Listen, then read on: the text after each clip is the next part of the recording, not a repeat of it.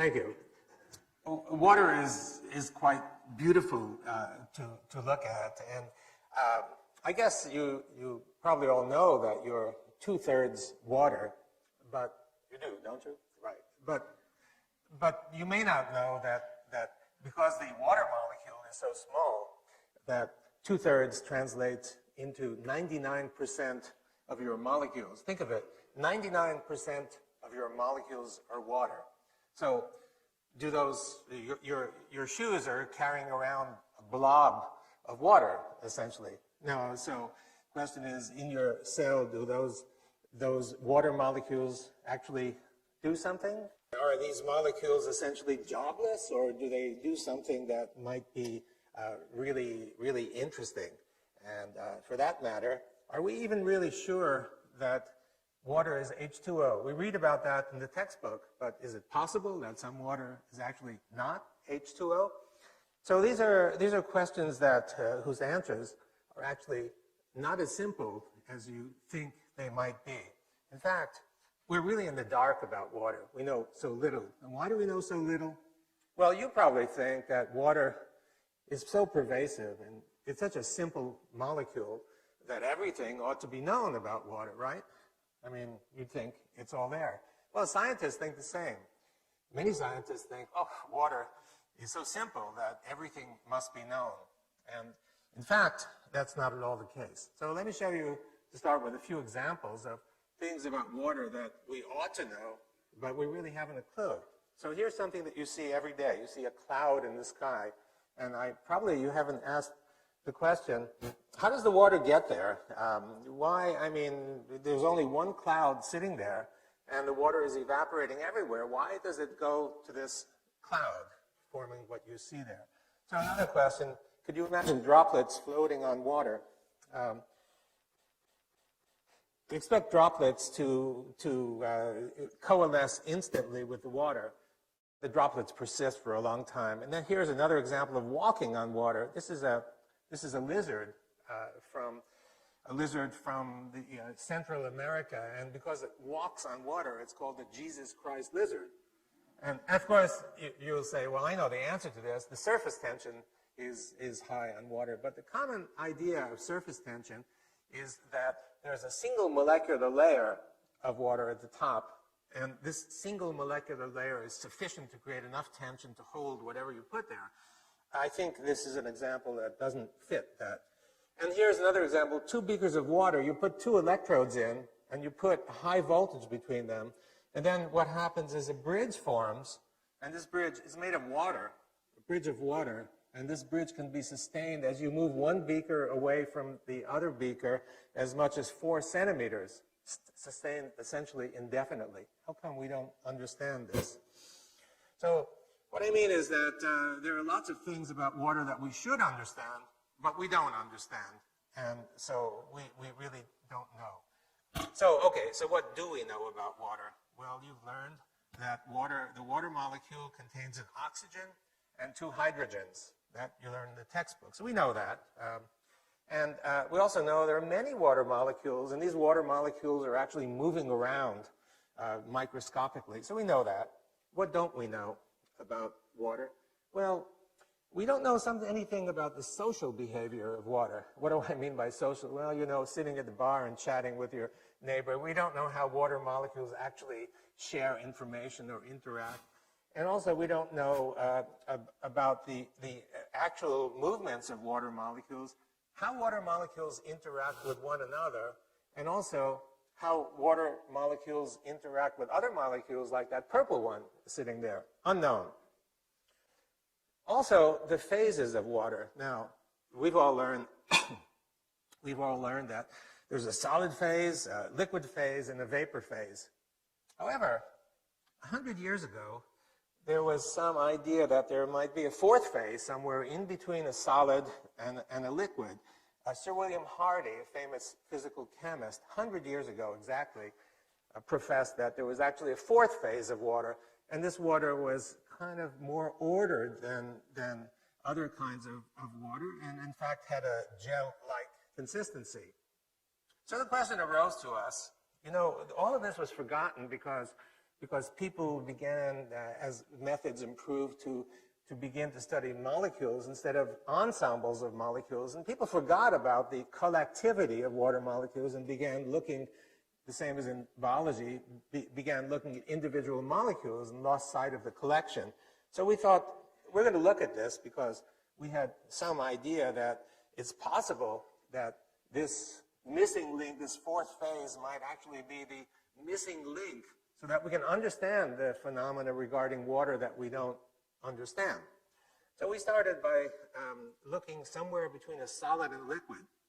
And the first experiments that we did that get us going is we took a gel, that's the solid, and we put it next to water. And we added some particles to the water because we had the sense that something, the particles would show us something. And sure enough, you can see that what happened is that the particles began moving away from the interface between the gel and the water, and they just kept moving and moving and moving, and they wound up stopping at a distance that's, well, roughly the size of one of your hairs. Now that may seem small, but by molecular dimensions, that's practically infinite. It's a huge dimension. So we began studying the properties of this zone, and we called it, for obvious reasons, the exclusion zone, because practically everything you'd put there would get excluded, would get expelled from the zone as it built up, or instead of exclusion zone, EZ for short. And so we found that the kinds of materials that would create or nucleate this kind of zone, not just gels, but we found that practically every water-loving or so-called hydrophilic surface could do exactly that, creating the EZ water. And as the EZ water builds, it would expel all the solutes or particles, whatever, into the bulk water. And we began learning about the properties, and we've spent now quite a few years looking at the properties. And so it looks something like this. You have a material next to water, and these sheets of EZ layers begin to build, and they build and build, and you just keep building up one by one. And so if you look at the structure of each one of these planes, you can see that it's a honeycomb, hexagonal kind of structure, a bit like ice, but not ice. And if you look at it carefully, you can see the molecular structure. So of course it consists of hydrogen and oxygen because it's built from water. But actually, they're not water molecules. If you start counting the number of hydrogens and the number of oxygens, it turns out that it's not H2O. It's actually H3O2. So it is possible that there's water that's not H2O, some phase of water. So we began looking, of course, more into these extremely interesting properties. And what we found is we stuck electrodes into the EZ water because we thought there might be some electrical potential. It turned out that there's lots of negative charge in that zone. And we used some dyes to seek positive charge, and we found that in the bulk water zone, there was an equal amount of positivity. So what's going on, it looked like, is that next to these interfaces, the water molecule was somehow splitting up into a negative part and a positive part. And the negative part sat right next to the water-loving material, and the positive charges went out beyond that. We found, actually, it's the same. You didn't need a straight interface. You could also have a sphere. So you put a sphere in the water, and any sphere that's suspended in the water develops one of these exclusion zones, EZs around it, with the negative charge. And beyond that is all the positive charge separation. It didn't have to be only a material sphere. In fact, you could put a droplet in there, a water droplet, or in fact even a bubble. You get the same result. Surrounding each one of these entities is a negative charge and the separated positive charge. So here's a question for you. If you take two of these negatively charged entities and you drop them in a beaker of water near each other, what happens to the distance between them? Now, I bet that 95% of you would say, well, that's easy. I learned in physics, negative and negative repel each other. So therefore, they're going to go apart from one another, right? Is that what you'd guess? Well, the actual result, if you think about it, is that it's not only the positive charge, negative charge, but you also have positive charge. And the positive charge is especially concentrated in between those two spheres because they come from contributions from both of those spheres. So there are a lot of them there. When you have positive in between two negatives, what happens is that you get an attractive force. And so you expect these two spheres to actually come together despite the fact that they have the same charge. And that's exactly what happens. It's been known for many years. They come together, and if you have many of them instead of just two of them, you'll get something that looks like this. They'll come together, and this is called a colloid crystal. It's a stable structure. In fact, the yogurt that you might have had this morning probably consists of what you see right here. So they come together because of the opposite charge. The same thing is true if you have droplets. They come together because of the opposing charges. So when you think of droplets and aerosol droplets in the air and think about the cloud, it's actually the reason that these aerosol droplets come together is because of this opposite charge. So the droplets from the air, similarly charged, come together, coalesce, giving you that cloud in the sky. So the fourth phase, or EZ phase, actually explains quite a lot. It explains, for example, the cloud. And the cloud, it's the positive charge that draws these negatively charged EZ shells together to give you a condensed cloud that you see up in the sky. In terms of the water droplets, the reason that these are sustained on the surface for actually sometimes as long as tens of seconds, and you can see it. If you're in a boat and it's raining, you can sometimes see this on the surface of the lake. These droplets are sustained for some time. The reason they're sustained is that each droplet contains this shell, this EZ shell. And the shell has to be breached in order for the water to coalesce with the water beneath. Now, in terms of the Jesus Christ lizard, the reason the lizard could walk is not because of one single molecular layer, but there are many EZ layers lining the surface, and these are gel-like. They're stiffer than ordinary surfaces. So therefore, you can float a coin on the surface of the water. You can float a paper clip, although if you put it beneath the surface, it sinks right down to the bottom. It's because of that. And in terms of the water bridge, if you think of it as plain old liquid bulk water, it's hard to understand. But if you think of it as EZ water and the gel-like character, then you can understand how it could be sustained with almost no droop. It's a very stiff structure. Okay, so all well and good, but why is this useful for us? What can we do with it? Well, we can get energy from water. In fact, the energy that we can get from water is free energy. It's literally free. We can take it from the environment. Let me explain. So you have a situation in the diagram with negative charge and positive charge. And when you have two opposing charges next to each other, it's like a battery. So really we have essentially a battery made of water, a battery made of water.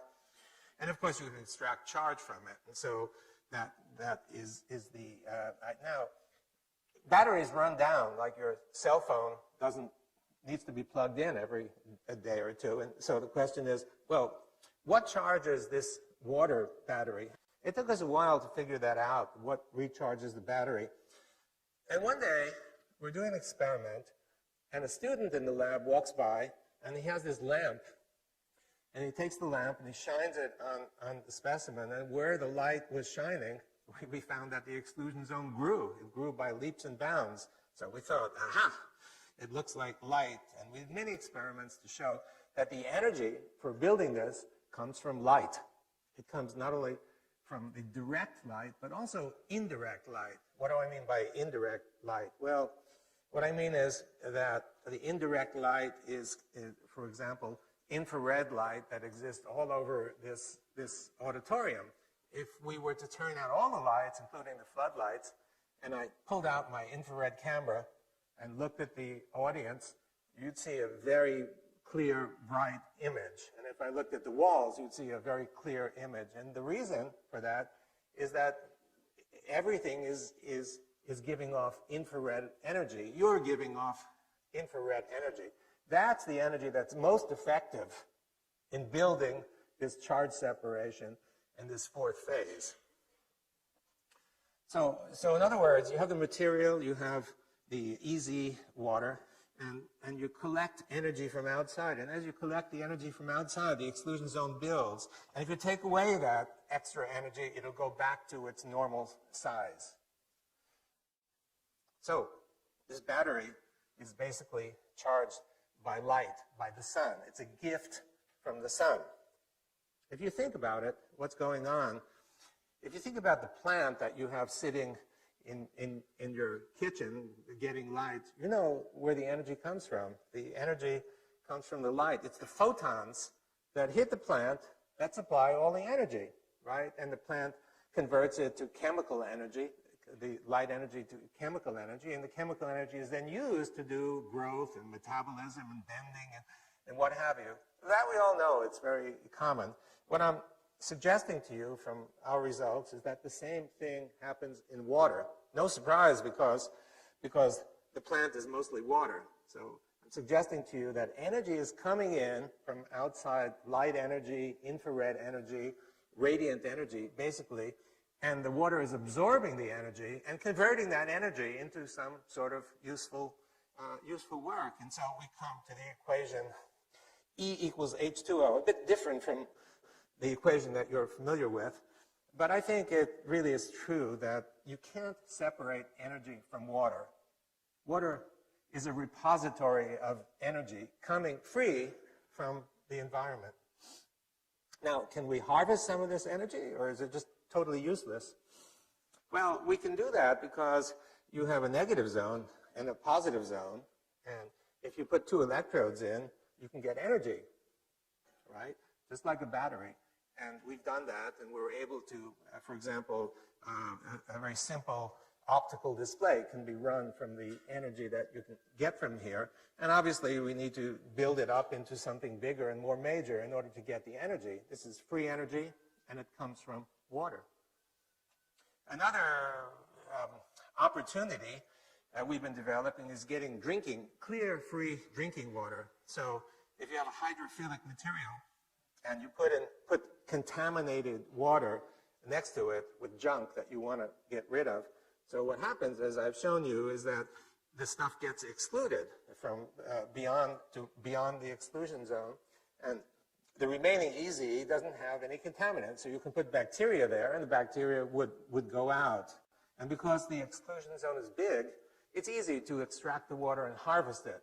And we've done that, and we're working on trying to make it practical. Well, one of the things we noticed is that it looks as though salt is also excluded.